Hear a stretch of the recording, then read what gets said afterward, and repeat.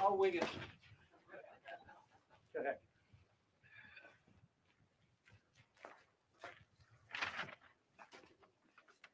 So I thought it might be fun for us to do this again. Bon matin. Every morning I've woken up as Prime Minister. I've been inspired by the resilience, the generosity, and the determination of Canadians.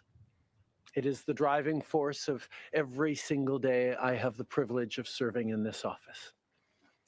That is why, since 2015, I've fought for this country, for you, to strengthen and grow the middle class.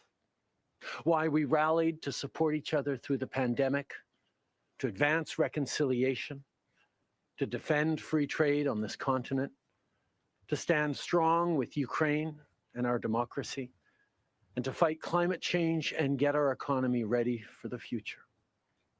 We are at a critical moment in the world. Mes chers Canadiens, à chaque matin, je me suis réveillé en tant que Premier ministre, inspiré par la résilience, la générosité et la détermination qui nous caractérisent si bien en tant que Canadiens. C'est ce qui me motive à chaque jour où j'ai le privilège de servir dans ce poste. C'est pourquoi, depuis 2015, je me suis battu pour ce pays, pour vous, pour renforcer la classe moyenne. Pourquoi nous nous sommes mobilisés en tant que Canadiens pour se soutenir les uns les autres pendant la pandémie, pour faire progresser la réconciliation, pour défendre le libre-échange sur notre continent, pour notre soutien inébranlable de l'Ukraine et de la démocratie, et pour lutter contre les changements climatiques et préparer l'économie de l'avenir. Nous traversons vraiment un moment critique dans le monde. My friends, as you all know, I'm a fighter. Every bone in my body has always told me to fight because I care deeply about Canadians, I care deeply about this country, and I will always be motivated by what is in the best interest of Canadians. And the fact is, despite best efforts to work through it, Parliament has been paralyzed for months after what has been the longest session of a minority parliament in Canadian history. That's why this morning I advised the Governor-General that we need a new session of Parliament. She has granted this request, and the House will now be prorogued until March 24th. Over the holidays, I've also had a chance to reflect and have had long talks with my family about our future. Throughout the course of my career, any success I have personally achieved has been because of their support and with their encouragement. So last night over dinner, I told my kids about the decision that I'm sharing with you today. I intend to resign as party leader, as Prime Minister, after the party selects its next leader through a robust, nationwide, competitive process. Last night, I asked the President of the Liberal Party to begin that process. This country deserves a real choice in the next election, and it has become clear to me that if I'm having to fight internal battles, I cannot be the best option in that election. Mes chers amis, comme vous savez, je suis un fighter. Dans mon fort intérieur, je me suis toujours battu parce que je me soucie profondément des Canadiens. Et je serai toujours motivé par ce qui est dans le meilleur intérêt des Canadiens. Et le fait est que malgré tous les efforts déployés pour passer à travers, le Parlement est paralysé depuis des mois, après ce qui a été la plus longue session d'un Parlement minoritaire dans l'histoire de notre pays. C'est pourquoi ce matin, j'ai rencontré la gouverneure générale pour lui faire savoir que nous avions besoin d'une nouvelle session du Parlement. Elle a accédé à ma demande et la Chambre sera donc prorogée jusqu'au 24 mars. Pendant le temps des fêtes, j'ai également eu l'occasion de réfléchir et d'avoir de longues conversations avec ma famille quant à notre avenir. Tout au long de ma carrière, tout le succès que j'ai eu personnellement est dû à leur soutien et à leurs encouragements. Donc hier soir, au souper, j'ai partagé avec mes enfants la décision que je partage avec vous tous aujourd'hui. J'ai l'intention de démissionner de mon poste de chef du Parti libéral du Canada et de premier ministre une fois que le parti aura choisi son prochain chef à l'issue d'un processus national, rigoureux et compétitif. Hier soir, j'ai demandé au président du parti de commencer les étapes nécessaires.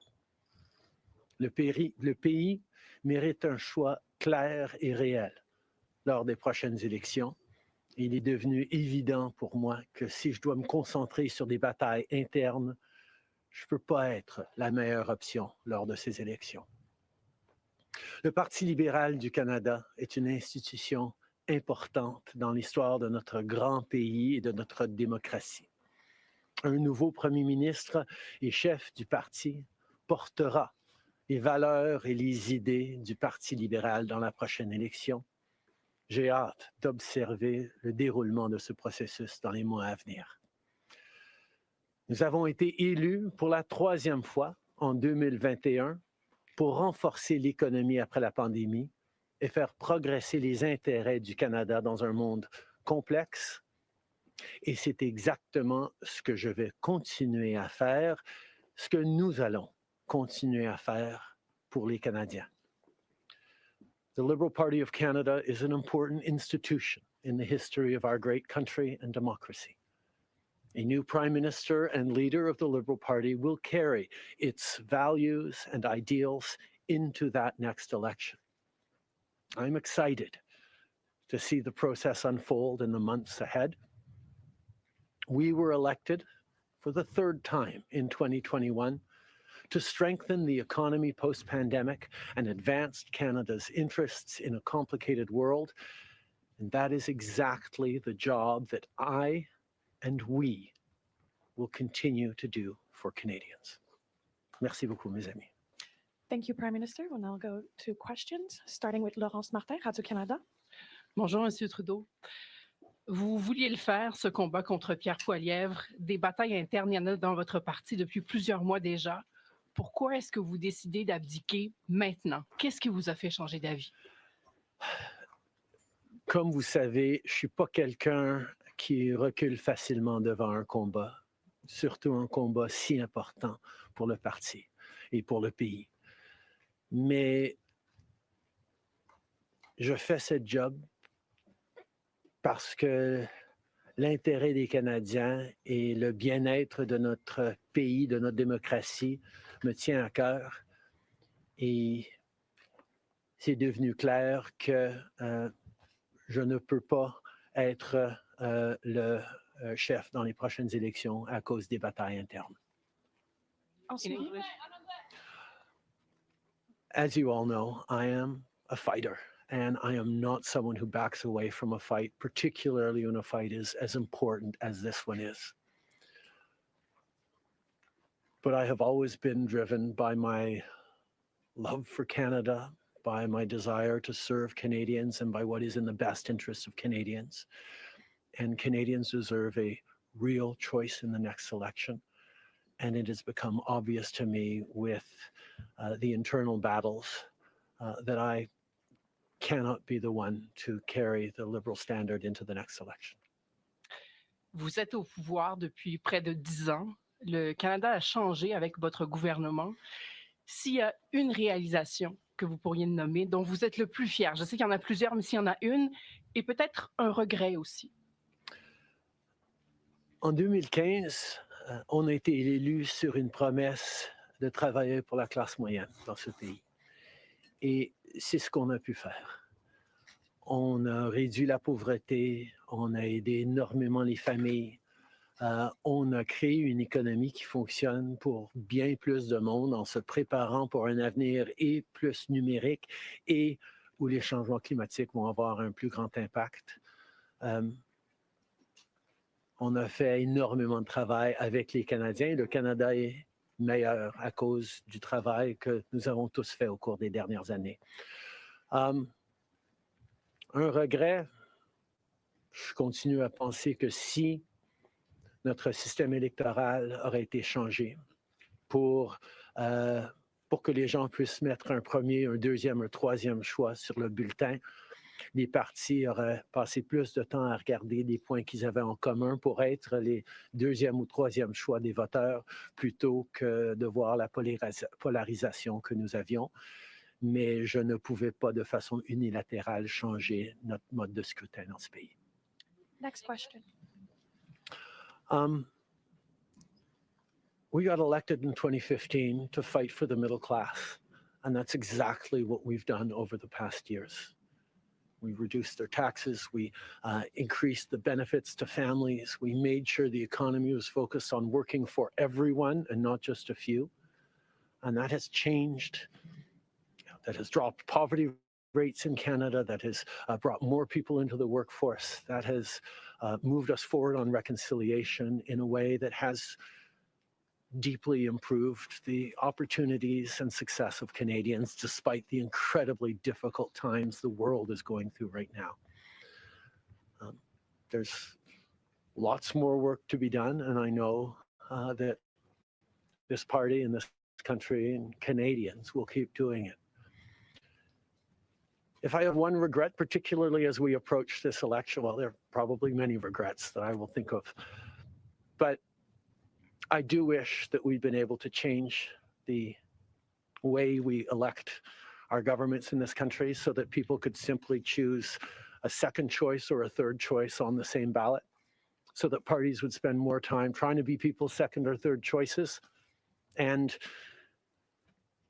people would have been looking for things they have in common instead of trying to polarize and divide Canadians against each other. I think in this time, figuring out how to pull together and find common ground remains something that is really important for democracies. But I could not change unilaterally without support of other parties our electoral system. That wouldn't have been responsible. Prochaine question. Tonda McCharles, Toronto Star. Prime Minister, up until 3 weeks ago, you were intending to stay, and it seems that the event 3 weeks ago of Ms. Freeland coming out and saying you were firing her as your finance minister was the catalyst that brought us here today. So can you explain your side of what happened there? Chrystia has been by my side for close to 10 years now. She has been an incredible political partner through just about everything we have done as a government and as a party over the past decade. I had really hoped that she would agree to continue as my deputy prime minister and take on one of the most important files that not just this government, but this country is facing, but she chose otherwise. In regards to what actually happened, I am not someone who's in the habit of sharing private conversations. Chrystia a été depuis presque 10 ans maintenant à mes côtés en tant que partenaire politique essentiel à presque tout ce qu'on a réussi en tant que gouvernement, en tant que parti. J'aurais vraiment souhaité qu'elle choisisse de continuer en tant que ma vice-première ministre et qu'elle prenne un des dossiers les plus importants auxquels les Canadiens et notre gouvernement vont faire face dans les mois à venir, d'ici les prochaines élections. Mais elle n'a pas voulu. Mais par rapport aux détails, je ne suis pas quelqu'un qui partage les détails de conversations privées. You spoke about the Liberal Party as an institution and the internal battles right now, but I'm wondering if you feel that another leader will have more success than you will at beating Pierre Poilievre in the next campaign. Pierre Poilievre's vision for this country is not the right one for Canadians.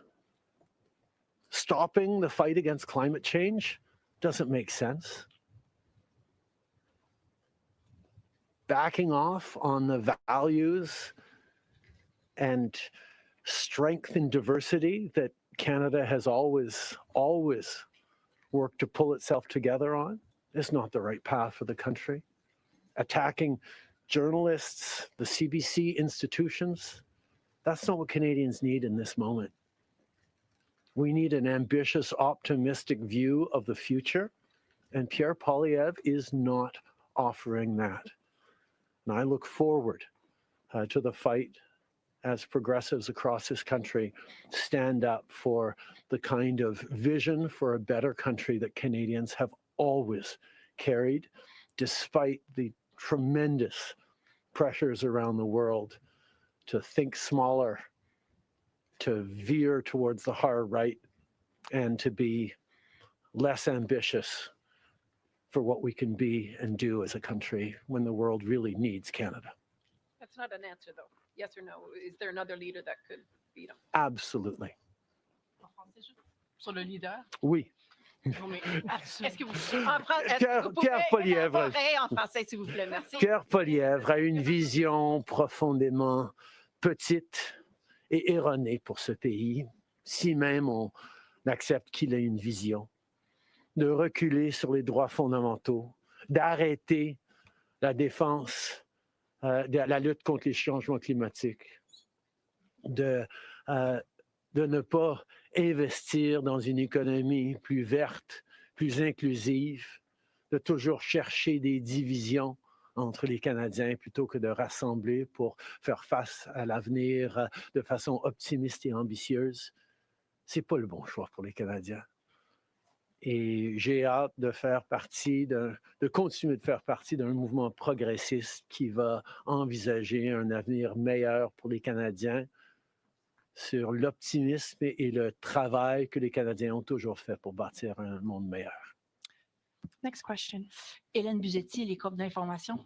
Bonjour, M. Trudeau. Il y a 16 ans, en décembre 2008, Stephen Harper a prorogé le Parlement pour s'éviter un vote de confiance qu'il savait qu'il allait perdre parce que les 3 partis d'opposition allaient voter contre lui. Exactement comme la situation dans laquelle vous vous trouvez aujourd'hui. À l'époque, le chef libéral, Stéphane Dion, avait dit, puis je le cite ici, que c'était une entrave à la Constitution et un affront à la démocratie. Alors, j'aimerais savoir pourquoi ce qui était mauvais pour les conservateurs de Stephen Harper devrait être bon pour les libéraux de Justin Trudeau. La gouverneure générale, en 2008, avait correctement conclu que la Chambre venait juste d'accorder leur confiance de façon formelle au gouvernement de M. Harper, malgré même une lettre signée qui était un document politique. La voix de la Chambre compte. Or, avant d'arrêter le travail à la Chambre pour les fêtes, on a gagné 3 votes de non-confiance, 3 votes de confiance. Et nous allons devoir retester la confiance de la Chambre dès le mois de mars pour passer les éléments budgétaires nécessaires pour faire fonctionner le gouvernement.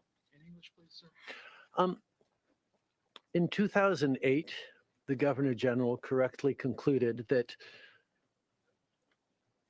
because the very last times in the previous weeks that the confidence of the House had been tested, it had passed that confidence test. Stephen Harper continued to have the confidence of the House, and it actually would bear out because as soon as they came back from the prorogation, Stephen Harper won a confidence vote once again. So a political document or political speeches doesn't carry the kind of weight that winning a confidence vote means. But this prorogation will take us only into March, and there will be confidence votes in March in the passing of supply that will allow Parliament to weigh in on confidence in a way that is entirely in keeping with all the principles of democracy and the workings of our strong institutions. Mais avec respect, M. Trudeau, y a-t-il pas quelque chose un peu antidémocratique de suspendre la possibilité du Parlement d'exprimer sa non-confiance le temps que votre parti se cherche un sauveur? Est-ce qu'il ne devrait pas plutôt juste se référer aux électeurs et de déclencher dès maintenant une élection? Hélène, je pense que tu as très clairement vu, comme tout le monde dans la galerie de presse parlementaire, à quel point le Parlement ne fonctionne plus depuis plusieurs mois.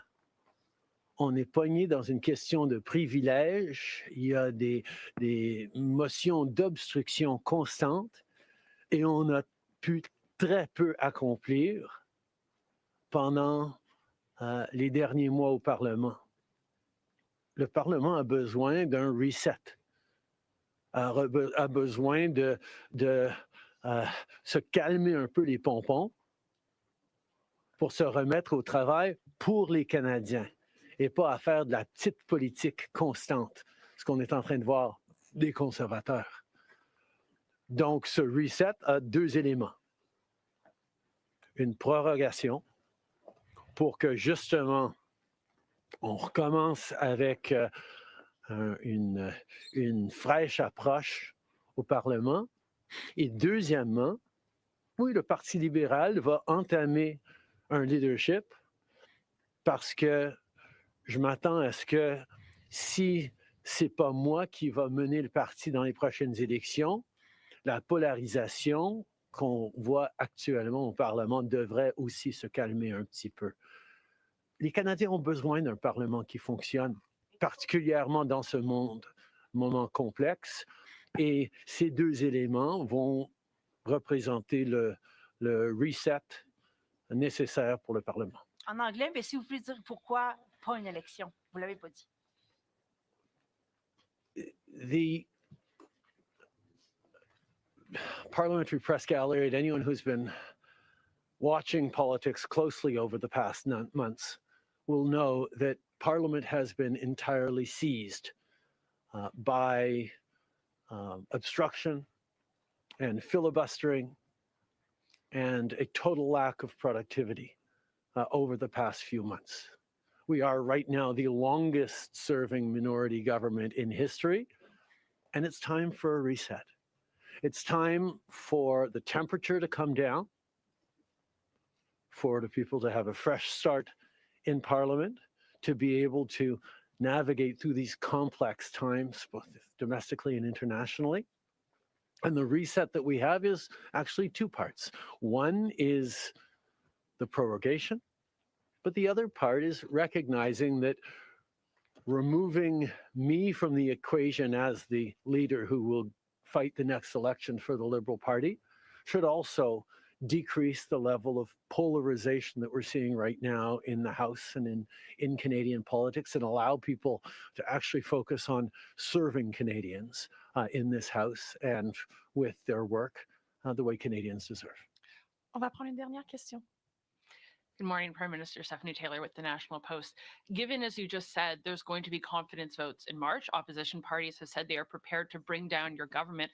What kind of chances do you think you are leaving to your successor, given that there will only be mere weeks for them to introduce themselves to Canadians before heading into an election, potentially? I have a tremendous amount of confidence in both Canadians and in parliamentarians' interest in serving Canadians in the right way. Um, we're in a minority government right now, and there hasn't been an active leadership in a minority government in more than 50 years in this country.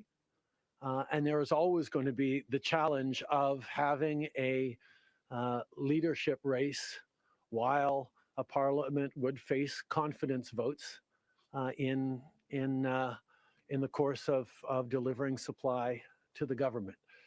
So this is something that we're going to navigate through, but I truly feel that removing the contention around my own continued leadership is an opportunity to bring the temperature down, have a government that will focus on the complex issues that are coming forward in the coming months, while the party gets to have a full national process that brings in people from right across the country and makes a determination about the best person to carry the progressive liberal standard into the next election.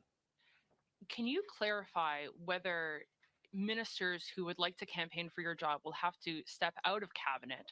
And how can the Liberal government be in a position to protect Canadian businesses and Canadians from the threat of tariffs from incoming President Donald Trump when members of the government are going to be focused on who's going to be taking your job? The government will still, and the cabinet will still be very much focused on doing the job that Canadians elected us to do in 2021, which is fight for their interests, stand up for their well-being, and make sure that they are good and that Canadians are protected and strong. There will be a leadership process and the rules will unfold over the coming weeks. But I can assure you that the tools and the need to stand up for Canadians, to protect Canadians in their interests and continue to fight for the economy is something that everyone in this government will be singularly focused on. Je peux souligner que, évidemment, les règles et les conditions du leadership du Parti libéral vont être discutées dans les semaines à venir. Mais le gouvernement qui a été élu pour protéger les Canadiens et leurs intérêts dans un monde très complexe, qui a été élu le plus récemment en 2021, va continuer ce travail avec un focus et une emphase singulière sur ce qui est dans les intérêts des Canadiens, pendant que le parti fait ce dont il a besoin pour avoir un processus de leadership. Merci beaucoup. C'est ce qui conclut la conférence de presse d'aujourd'hui. Merci tout le monde. Merci d'être ici dans une belle journée d'Ottawa. Bonne journée. And there you have it, Justin Trudeau.